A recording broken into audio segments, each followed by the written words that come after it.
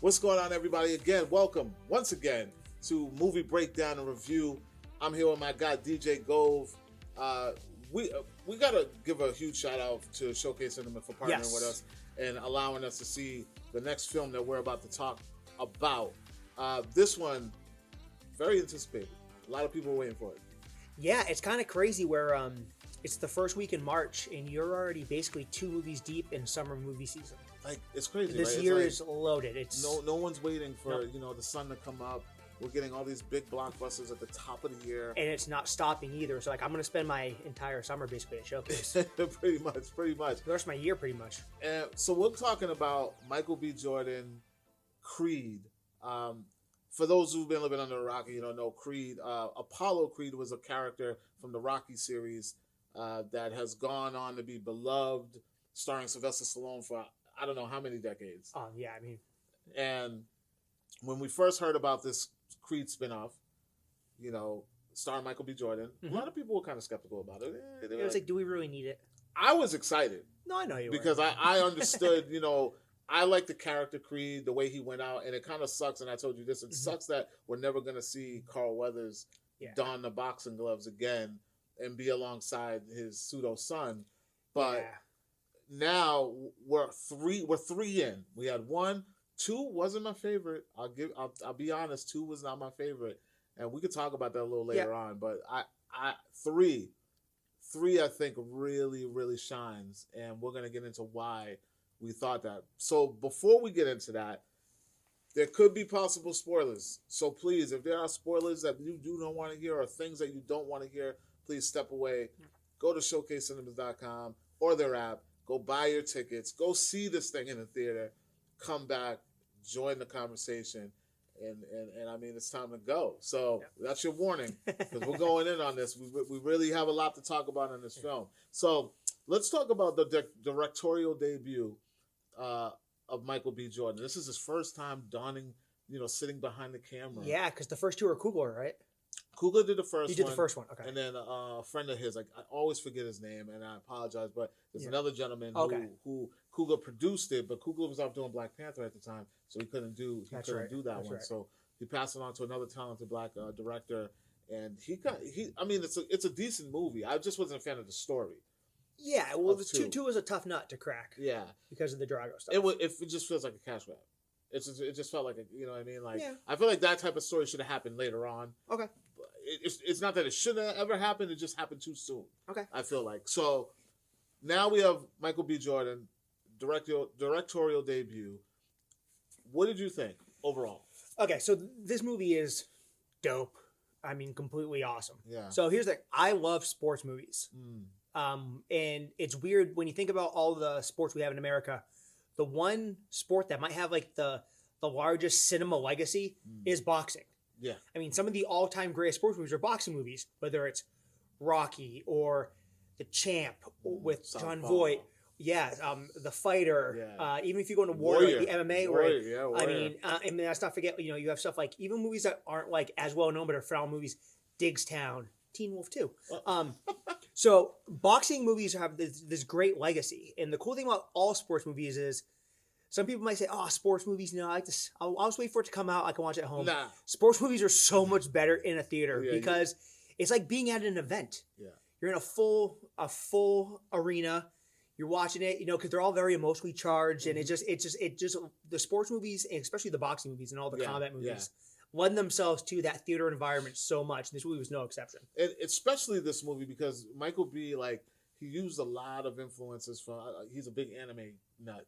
Okay. And when I heard him talking in a lot of interviews, and he was talking about the influence from anime, I wasn't sure what he was talking about. I was wondering why they talked so much while they were fighting. Yeah, and then when you see the stuff that they're doing in this movie, it's unlike any Rocky boxing movie.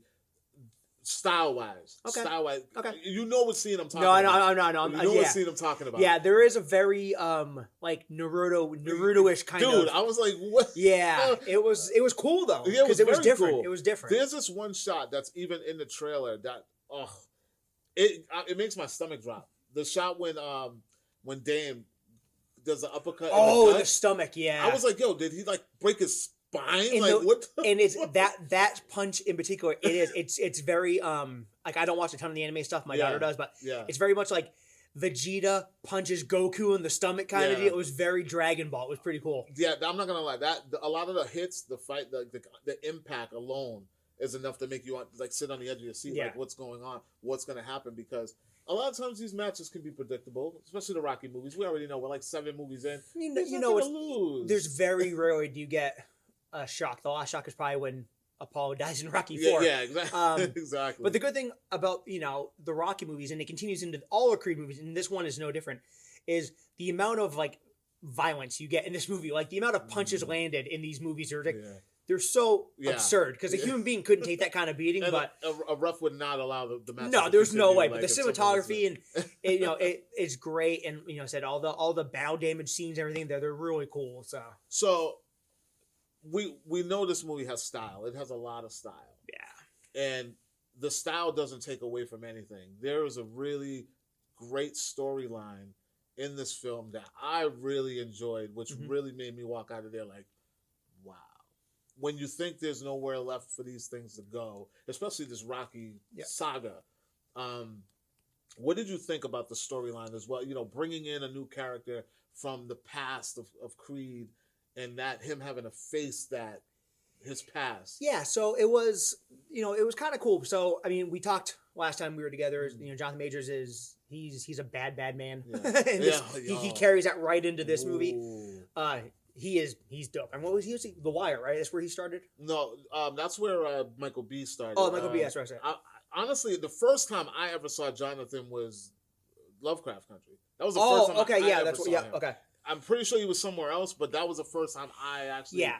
And I knew he was in Five Bloods. That's right. He was in Five Bloods. He's amazing. But, kind of doing the whole... I mean, it's a story you obviously couldn't do in a Rocky movies. Your whole, Rocky wasn't from, Compton or anything like that. But the whole shadow from the past coming back kind of deal. And then you realize that they threw the little spin on it where it's like I never really wanted to be a boxer. He kind of he learned from this cat and stole this guy's not stole, but he kind of continued his path and stuff like that. And he's the reason he went to jail and all this cool stuff. And it was that kind of lended itself to the whole revenge aspect. It was a nice little twist that you can only get in a movie, with an all black cast kind of movie, because you can do it with the Italians and stuff. That'd be a little bit different. So one of the things that I was trying to talk to you about when I was saying that I felt that this was a different movie. Okay. Because I know you're saying you're looking at the structure. You're looking at the conflict, the rise to the fall, the Rocky beats. Yeah. It's got the Rocky beats. I'm looking at the overall story that's being told. There's two men, and we're not just going to say two black guys. We're going to say two men who essentially grew up in a world without parental figures. Correct. And the message that I took from this film was about knocking down those stereotypes of toxic masculinity and how Bianca, played by Tessa Thompson, was trying to pull the emotion from Creed, and he just wouldn't just give. He wouldn't open up. And the one person that those two gentlemen had to lean on at that time were each other. And then a moment of the trust that was there. When you find a pseudo person in your life outside of family to lean on and have that trust, and then that trust gets broken.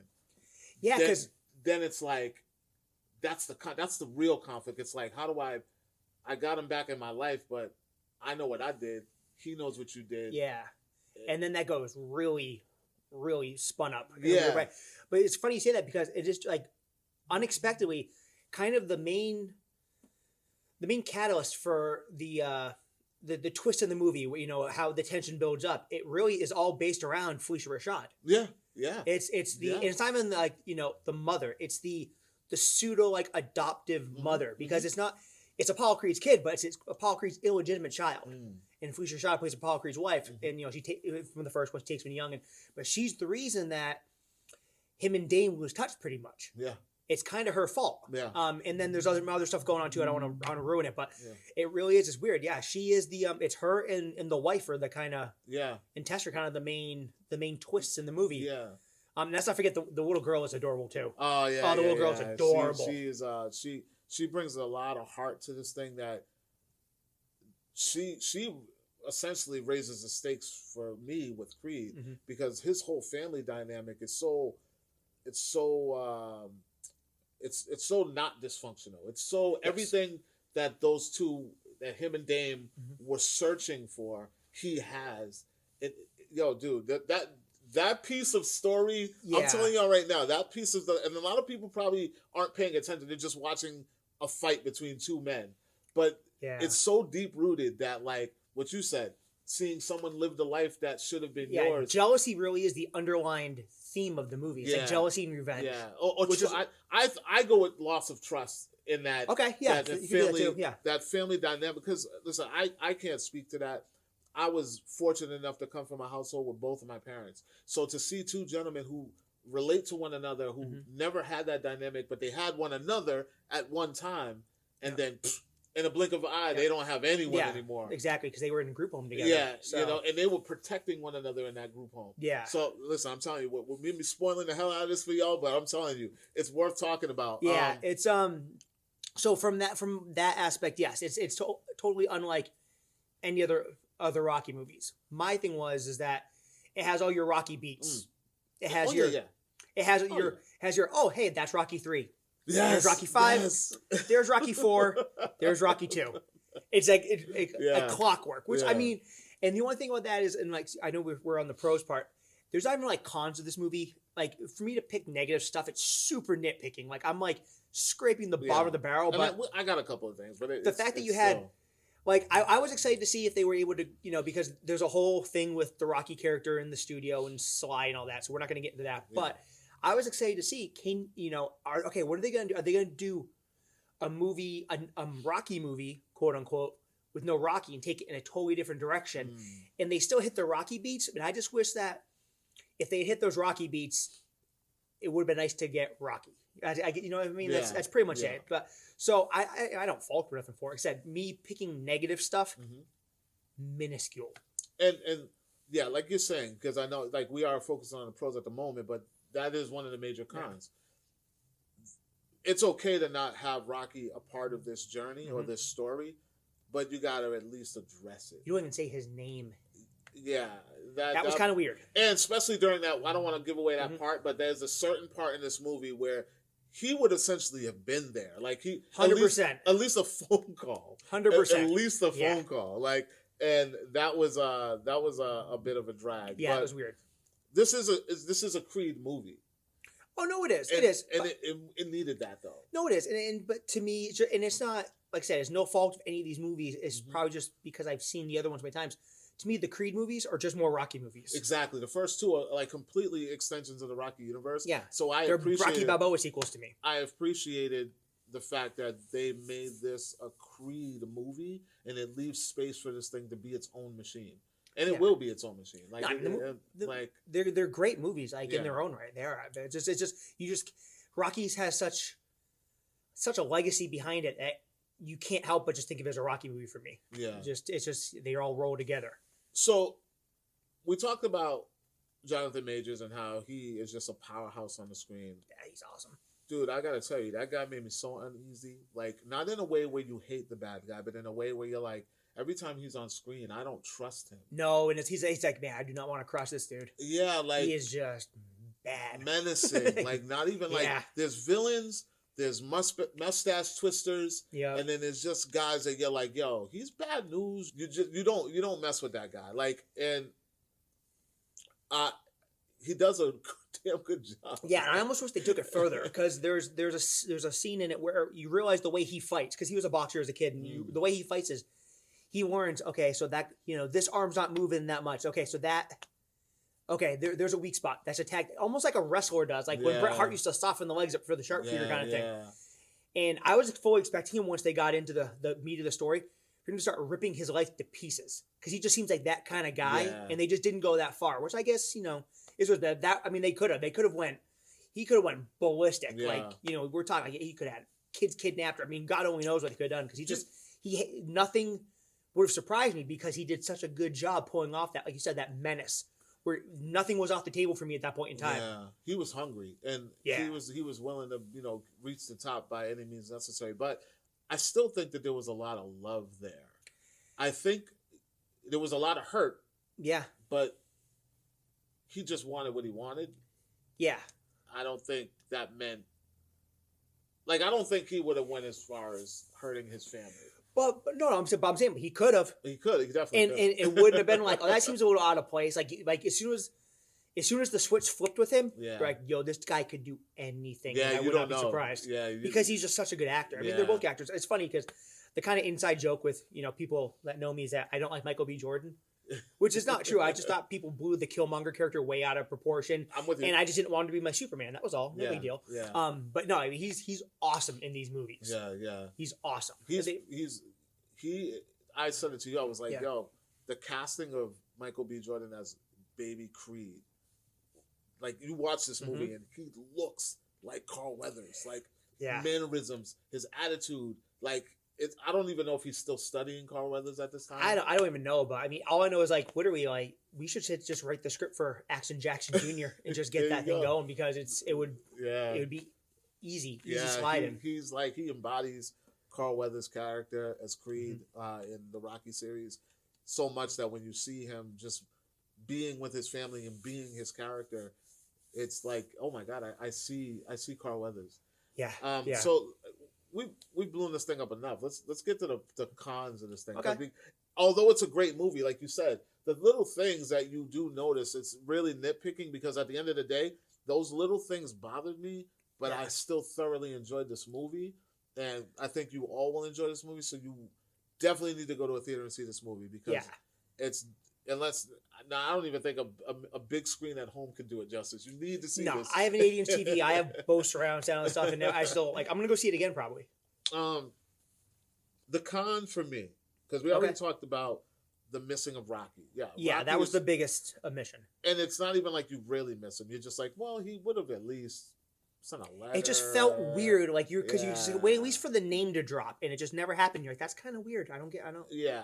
And if you don't know all the backstory stuff going on, you're kind of like, you know, if you don't pay much attention, like, you know, the sheets as we do, it's that's kind of weird. There's no Rocky. Yeah.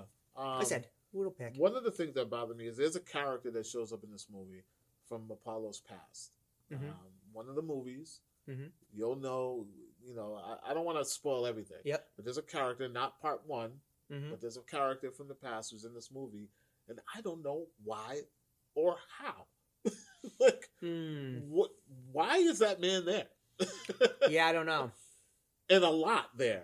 So I thought maybe, you know what, we'll put it out there. We'll say, because we got to talk about it. So Victor Drago, Ivan Drago's son, who we know was the main antagonist in Creed 2, shows up in this movie. And not just as like a side villain or someone that just crosses paths. Like, he is like friends with Creed. And that was my number 2 also. Like, why is this guy so chummy with Creed? Dude, his old man killed his old man. Yeah. And they fought, and like, why are they so chill? Like, they're at parties together and stuff, and they're sparring together. He's on Team Creed. Like, he trains at Creed's gym. It's so weird. Very weird. And we all know why. It's because they're trying to do the Drago spinoff. The Drago spinoff. So I was like, well, they're going to like drop a gem or something, or kind of set up. Yeah. But he's in this movie a lot. Like, more than I thought he would be. Like, why is he in this movie so much? Yeah. And I thought that was weird. That was like one of my cons that I was just like, I don't understand why Drago's son is in this. And then they don't even bring Drago in. It's like, I know, yeah. It was just really, really weird. It was weird. However, the guy who plays Victor Drago, he's a beast. Brick, you know what? Like, put him, you know, James Gunn should call him, make him KG Beast or something. Flavian, is that his name? I'm not even gonna attempt to pronounce it because it's Flavian. But he is a large human being. He also played Razor Fist in Shang-Chi. Oh yes, that's right. Yeah. Big boy. Yeah. He's got potential. I think he's gonna be next up. Yeah, big dude.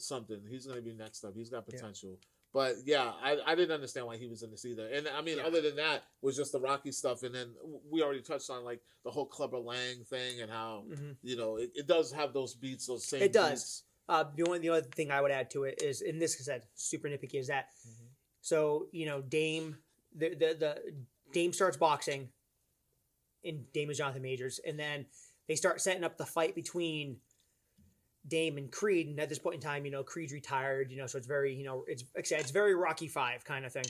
And my whole problem with that is I would have liked to seen at least a little montage where Dame had a fight or two in between to like just kind of build him up, because like, okay, he had one fight and now he's fighting Creed. Like, there should at least been like a couple in between there, like spaced over 8 months, especially because he's wiping guys out so quick. Let him smoke 2 or 3 more guys just so you can see back, oh yeah, no, this guy is as bad as they come.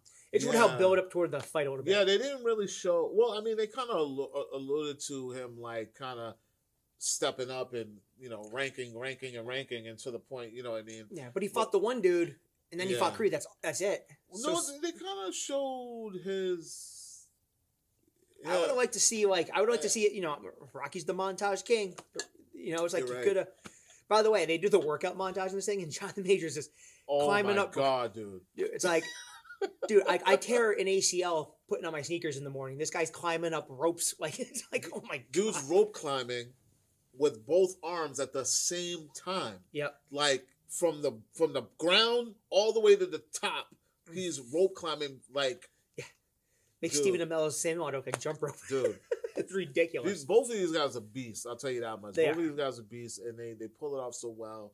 Like I said, I really thoroughly enjoyed this film. Yeah. Even with the minor things, your level of disbelief is still there. You won't have a hard time at all enjoying this film. No, it's easily still an 8.5 out of 10 kind of deal. Yeah, I think on the low scale, it's like I think it's the best of the Creed series. Yeah, no. I mean, I might go Creed 1 just because again I'm so attached to Rocky and they introduced it very well. Yeah, but no, this movie is. I'm not gonna lie. I don't have a lot of hopes for any movie anymore. It's because I've seen so many of them old and jaded. I'm with you, man. It's hard to impress. Yeah, hard to impress me. But so we took the drive out to Dedham Legacy Place. We saw it in Deluxe. First time I've seen the movie in Deluxe. Deluxe is so it was cool just having the experience like going to the Deluxe, and they had the cool little cups with the cocktails and everything, the little boxing gloves. Guys, make sure you guys get these, man. These things are really cool. It was $4 with any drink. The little boxing glove stirrer. Yeah, they're cool. I just wanted the stir. But so I mean, I was happy enough just being at the Deluxe theater and in the nice comfy seats, and the seats had a seat warmer. It was awesome. Yeah, that was dope. The movie was awesome. Like, it's a phenomenal movie from front to back. Definitely, like the year is starting off great. The movie year is starting off really great.